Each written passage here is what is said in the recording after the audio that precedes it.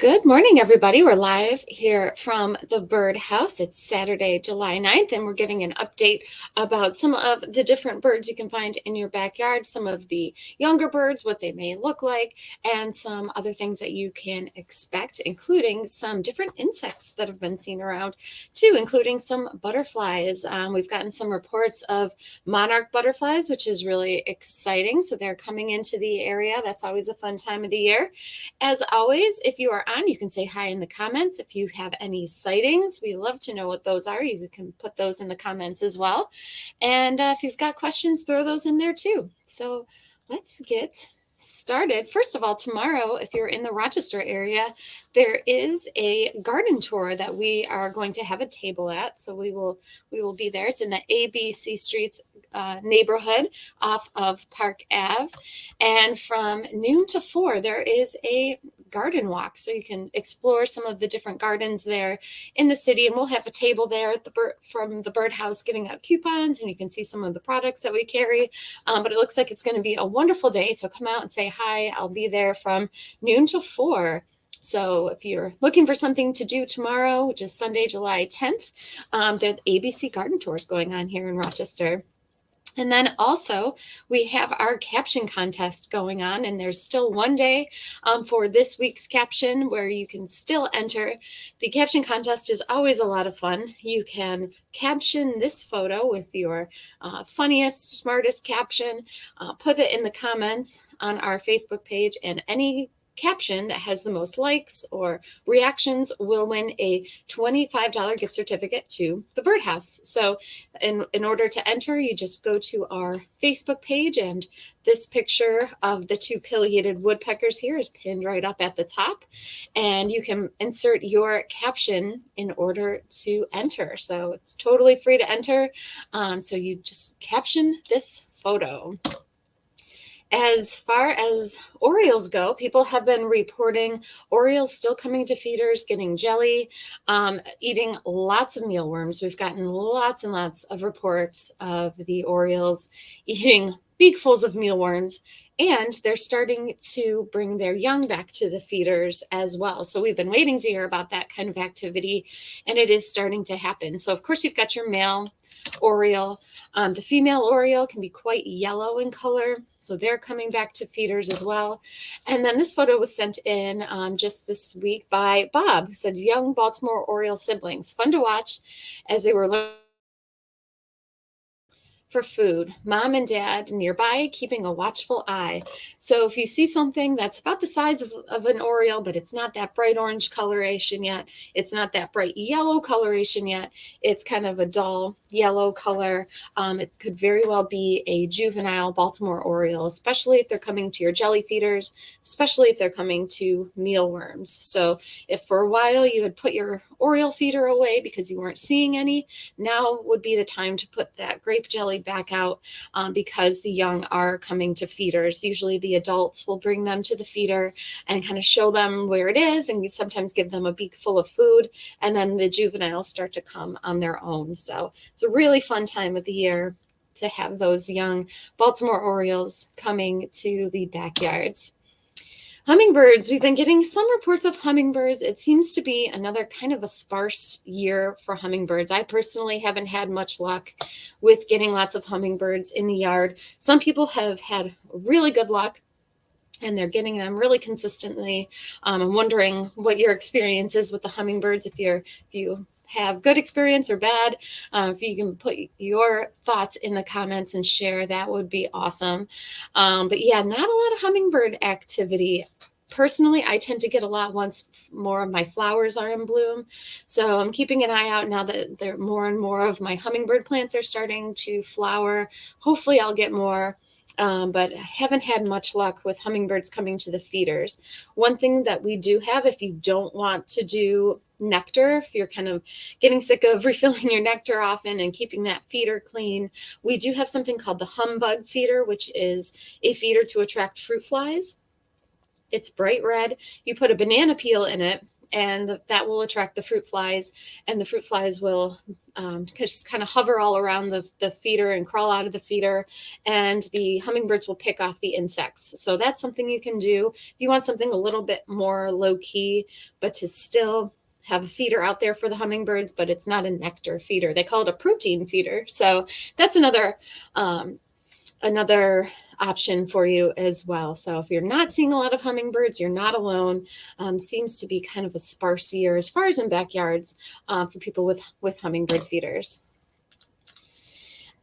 Bluebirds. So bluebirds are fledging. Bluebirds can have up to 3 broods a year here. And these photos were sent in by Bob, who's had his bluebirds nesting. He says, young bluebirds exploring the neighborhood along with mom and dad, and occasionally being fed some mealworms at the feeder. So here's one of the adults, looks like the adult male feeding the young bluebird. I love this picture with the young bluebird with its beak wide open, looking for some food. So bluebird young have fledged, but the bluebirds will have multiple broods. So a lot of the time, the young from the previous broods will stick around. So you'll probably see them all summer. And once the young from the second or third brood fledge, the young from the original broods will start feeding some of those young too. So they do stick around, and they can help raise their little brothers and sisters, if you will. So bluebirds are out. This is what a young bluebird looks like here. It does have a little bit of blue on its wings, but it has a lot of speckling. So they are definitely out and about. And as the summer goes on, you might see more and more. And we've actually gotten some reports of people who just recently have been getting bluebirds coming into their bluebird houses. So it could be that they had their first brood in one house and then moved to a second house for their second and third broods. So if you haven't had any bluebirds coming into your house and you're feeling discouraged, you never know. They might start coming for those second and third broods. So keep an eye out. Here's some more photos of the young bluebirds. You can see the little bit of the blue on the wing, and then they've got lots of speckling on them as well. So they are out and about here in the upstate New York area, and all along the East Coast. You can see these kind of bluebirds out there now. And then goldfinches. So we're starting to get into the season where goldfinches are going to be nesting. Goldfinches are one of our latest nesting songbirds that we have here. Usually songbirds are starting to mate, April, May. The goldfinches wait till later in the summer. So they don't start nesting until July usually. And they really start nesting once there is a lot of plant down. So if you think of thistle that they really like, the thistle plants, once they go to down, they'll use that down to build their nests. Goldfinches are one of those birds that don't switch their diet to insects in the spring and in the summer. A lot of birds will switch their from berries and seeds to that of mainly insects. Goldfinches don't do that. So they are primarily a seed eater. So they don't really eat any kind of insect material. So it makes sense that they would breed later in the season once a lot of these plants are starting to produce seeds, so that there's more of a bounty of food for them. So as far as goldfinches go, that you might see them starting to come to your nesting balls. If you have those fluffy balls of natural cotton that we sell here, they absolutely love those. So if you don't have your nesting ball out, now is the time to put it out because they will start pulling away some of that nesting material to build their nest. You do want to make sure to stay away from dryer lint and not put that out for the birds. It's just not known if chemicals from detergents can harm the birds in any way. So you want to stay away from any kind of dryer lint, but any kind of pet fur is fine for them if you've got a pet that sheds a lot. Once you brush them, you can even stuff that fur in something like a suet feeder. And the goldfinches or birds like tufted titmice really like animal fur. They'll pull that out to nest. But we do have nesting balls here if you're looking for nesting, some nesting material for the goldfinches. And I'll have some at the garden tour tomorrow if you happen to stop by. So here's a picture of an American goldfinch sitting on one of those thistle plants, and it looks like this one has started to go to down. So if you do have thistle around, you will see lots of goldfinches on there. Not only will they use the plant down to build their nests, but then they'll eat the seeds from the thistle as well. Not that you want to necessarily grow thistle in the backyard because it can kind of turn into a noxious weed, but if you've got it kind of popped up in the distance, goldfinches will come to it. And here's a picture of a goldfinch here taking some of the plant down. And this is what their nest looks like. So they build a really light, fluffy nest, and they usually have about 5 eggs in it. They don't nest in houses, so they'll nest in trees and in shrubs. So there's no such thing as a goldfinch house, but you can entice them by putting out some nesting material and having a food source like a Niger feeder nearby. Cardinals. So there's young cardinals out and about, and they can look kind of funny and silly depending on how their feathers are coming in. So the juvenile cardinals, you can tell them because they have a darker bill. So if you think about the male and female cardinals as adults, they have that bright orange bill. The young don't have that. So if you see a cardinal with a dark colored bill, that's going to be your juvenile cardinal, and there are some out there. If you're starting to see cardinals that are missing feathers on their head, that is a pretty common occurrence as well. We've gotten a phone call about that yesterday about a cardinal that didn't have a crest. Cardinals are known to sometimes molt all the feathers in their head all at once, and it looks really, really weird, but it is natural and it's okay, and they will grow back. It can just look really, really strange. So it's not the most common thing you'll see, but it's also not super uncommon. So if you do see a cardinal that's missing a bunch of feathers on its head, cardinal's okay. The feathers will grow back. It's just looks really strange to have a completely bald cardinal. Blue jays will do that sometimes too. They're known to do that. But here's some pictures of what a juvenile cardinal will look like. They've got that dark beak. Usually they don't have as much of a crest as the adults do as their feathers are growing in. So there are definitely young cardinals out there, and they can have a couple of broods as well. And when the females are going towards their second brood, they usually leave their original nest. The male cardinal will stick around and feed those young until they fledge, and then the female will start her second nest while the first nest is still about to fledge. So that is a fun behavior from the cardinals. Scarlet tanager. We've had a few people reporting scarlet tanager, and Chris sent in this gorgeous photo of a scarlet tanager here. She says, this scarlet tanager was very busy tonight bringing home dinner. Photo taken at Shadow Pines. So here's a gorgeous photo of a scarlet tanager. The males are this bright red with a dark colored wing. And sometimes they'll call in the summer too. They especially in the woods. If you're in the woods, you might hear them call. They do have a pretty distinctive, what's called a chick burr call, and I'll play you their song, and listen at the end. You hear that chick.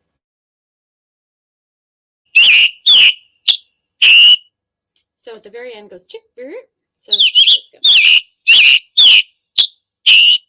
So sometimes you'll just hear that ending part, the chick burr part, but sometimes you'll hear their whole call. Last summer I was hearing scarlet tanager through the summer calling a little bit, so you still might hear them, and they'll be here through the fall. They're feeding on berries and insects. It looks like this scarlet tanager here, it looks like it has an insect in its bill there, so it's bringing some kind of food probably to a nestling. So here's the call again. So scarlet tanager are still around. So the male is bright red with that black wing. There's really nothing else that looks like that in our area. Cardinals, of course, are bright red, but the scarlet tanagers are even brighter. They don't have the crest, and they have that dark colored wing. And here's some photos of a female scarlet tanager that were sent in last year by Bob. And the females are quite yellow in color, and they also have a dark colored wing, and you can see it here in this photo better. So the females do share some of the same characteristics as the males with that dark colored wing, but they're just not as brightly colored as the males, as is typical in the birding world, at least here in North America. Monarch butterflies are starting to be seen, which is really exciting. My milkweed in my backyard is in bloom. The common milkweed and the swamp milkweed and the butterfly weed is all in bloom. It smells really, really nice, and it's attracting the monarch butterflies. And actually, caterpillars, people are starting to see eggs and caterpillars on plants. And here's a pretty large caterpillar. This was taken by Laura, who works here at the birdhouse. So she found quite a large caterpillar on her milkweed plant. So keep your eyes out on your milkweed. You can look at the underside of the leaves to see if there's been any eggs laid there, because the monarch butterflies are coming back. And you might see something that looks like a monarch butterfly, but it's a little off. We do have a type of butterfly called the viceroy. It's smaller than the monarch butterfly, and it has this stripe that goes through its hind wing here. So that's how you can tell the difference. The size of the viceroy is quite a bit smaller, and they've got this stripe here on their hind wing, which the monarch butterfly does not have. So you can see here there's no stripe there on the wing. So it's the monarch butterfly and the viceroy butterfly. Also, the monarch butterfly has this cell here that almost looks like a mitten. It's kind of mitten shaped there. And on the viceroy, it's not distinctive like that. So it's another way you can tell the difference. Some other butterflies to be on the lookout for: white admiral. Really beautiful butterfly with red and blue spots and the bright white stripe that goes through its body. Giant swallowtail. So if you're lucky enough, you might see a giant swallowtail. Not super common here in our area, but they are around. And it's lightning bug time. If you've spent any time outside recently, you've probably seen lots of lightning bugs. And this is what they look like when they're at rest. So at night, they're really easy to see, of course, because they're glowing. But this is what they look like. So you might see them on your plants. They're called lightning bugs or fireflies, but they're actually not a fly or a bug. They're a type of beetle. And this is what their larva looks like. They have larvae that will crawl around in the ground. And if you're seeing your lawn start to glow at night, it's probably the larva from the fireflies, because they also glow. So at their abdomen here, they will actually glow. So I saw one last night in my lawn, saw some little glowing. They don't flash as much like the adults do, but they will have kind of a subtle glow. And what's neat about the firefly larva is they're quite voracious. They'll actually eat things like earthworms and other insects. So they can be, a beneficial type of predator to have in your yard. So definitely want to stay away from any kind of sprays in the yard, because that will kill off all your firefly larvae. So definitely be on the lookout for fireflies. They are around in big numbers. And like other insects, they start off as an egg, and then out of that egg hatches that larva. And then they'll pupate, and out of that pupa will hatch the adult. So that is your firefly life cycle. Here is a new insect for me in my backyard. I had this beetle come. I think it was attracted to my back porch light. All of a sudden, there's a big beetle flying around. This is a grapevine beetle, and I actually do have some grapevine that's just kind of growing wild in my backyard. Was trying to maintain it, but the sighting of this beetle made me think maybe I shouldn't do that anymore. So now I've got some wild grapevine just kind of growing in the backyard, but I thought this was pretty cool. The adults will eat grapevine leaves, but apparently they don't do that much damage to them, so they're not going to harm the plant. This is what they look like.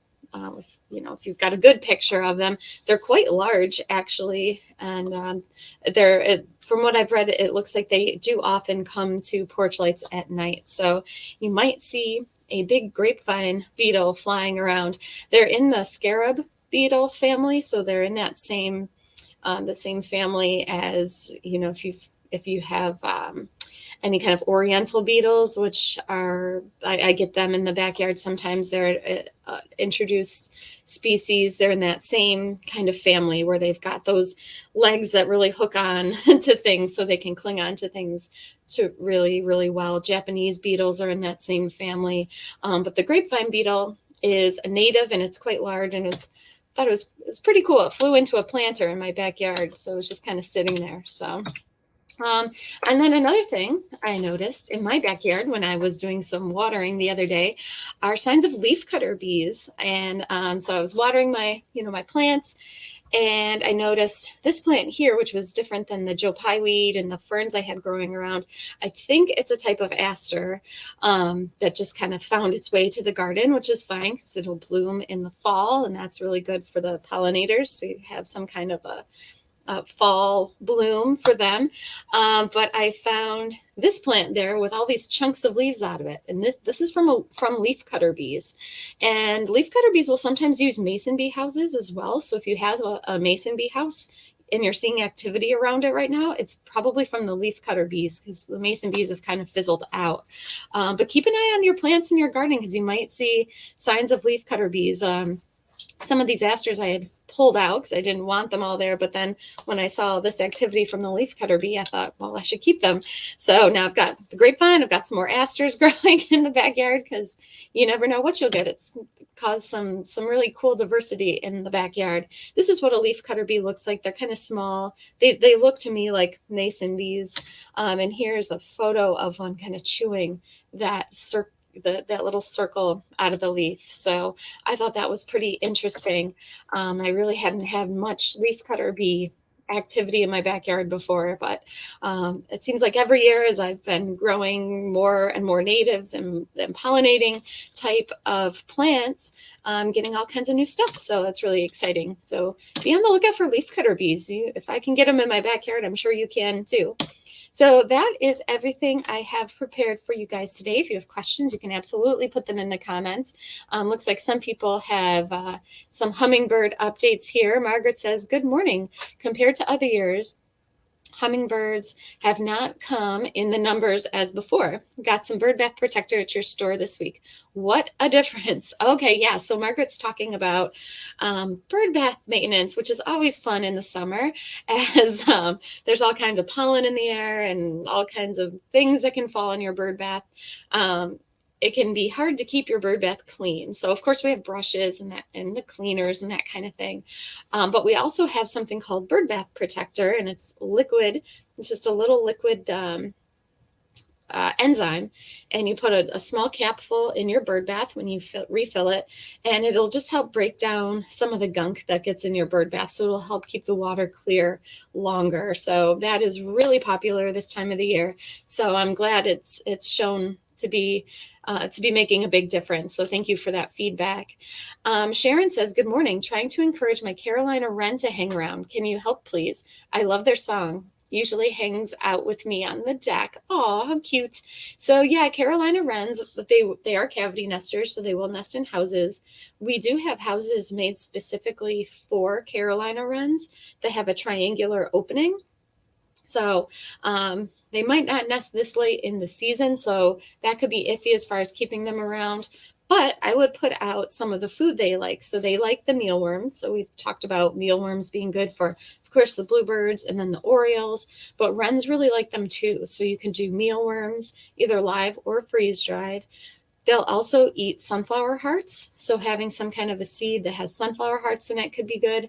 And then also suet. They'll also eat suet. So I would have some kind of a combination of that out there. We have a seed blend called Bugs, Nuts, and Fruit, and seed logs that are Bugs, Nuts, and Fruit blend. They really like those. So having those and like a combination of suet could really help keep your Carolina wren around. Anne says, lack of hummingbirds this year in South Bristol. Have tried everything. Kind of glad to know not just me and my neighbors. Yeah, haven't had really good reports from anybody about hummingbirds. People along the lake and kind of out in that area tend to get more, it seems like. But yeah, not a ton of hummingbird sightings this year. Randy says, neighbor had a grapevine beetle in their backyard, And then a day after, another neighbor on a different street also had one. Okay, so it's grapevine beetle season. So keep an eye out on your porch lights, because that's where I saw mine coming. It was coming flying around the porch light and then landed in the planter. So it is grapevine beetle season. So how exciting is that? Um, Ed says, wow, I've never seen a lightning bug beetle larva before, and they even glow. Would there be larvae around at the same time as the adults? We're seeing lots of adults, so maybe it's time for a safari into the wild for those larvae. Yeah, because I've been seeing firefly larvae. I saw one crawling around in the backyard the other night. So now is the time where they will be out. And I think as the season goes on, you'll probably see more and more. But yes, I think it is safari time to see the larvae. They're not the most beautiful thing, but they're cool to see glow. So really, really neat type of insect there. Vicky says, our wrens just fledged. Gosh, they were so noisy during the baby feeding cycle. So yeah, we've heard lots of people that are getting especially the house wrens right now, leaving their nests. So they're finishing off their nesting cycle, which is really exciting. So it looks like that's like everybody's comments and questions. If you are doing a backyard safari or a safari into the wild, like Ed is talking about, and you're interested in bugs, I love this guide. This is the best one I've ever found. It's a Kaufman Guide to Insects. It has not every single insect you'll ever come across, but it's got the real cast of characters, so you can find what that weird, strange insect is in your backyard. You can find it in this book. And when you're out on your safari, if you're having issues with mosquitoes, when you're out trying to see those lightning bugs, we have these scarves in, which are really cool. They're called Insect Shield, and they have some kind of a scent to them, which you can't really smell it yourself, but it'll keep bugs away. So these are really nice in summer nights to keep the mosquitoes away. We've got a whole bunch of these in different colors and things. So it's one way to keep the bugs away and not have to use bug spray. So thought I would mention those as well. And if you're looking into butterflies and butterfly gardening, we do have really neat books about butterflies. I really like this one, The Life Cycle of Butterflies, because it will show the life cycle from egg up into the pupa, and the caterpillars can look really, really different depending on which instar they're at. So this is a really neat book if you are interested in butterfly gardening and getting more into identifying caterpillars and that kind of thing. It looks like, oh, there's a couple more comments. Randy says, seeing bugs this year I have never seen before. That's really good. That's a good sign. So, and it seems like the more you're outside, the more diversity of things you'll start to notice. So that's really fun. Glad to hear that. Vicky says, I have yet to see the baby orioles. I had 2 pairs this spring. Last year, they brought the babies to the feeder by July 3rd. Still hoping. Yeah, there's still time. It could have just started a little bit later. We really just started to get reports of the babies coming to the feeders like over the past week and a half or so. So I would say there's still time. I wouldn't give up hope just yet. It looks like that's everybody's comments and questions. We'll be back on Tuesday with another broadcast. And until then, have a great weekend, and we will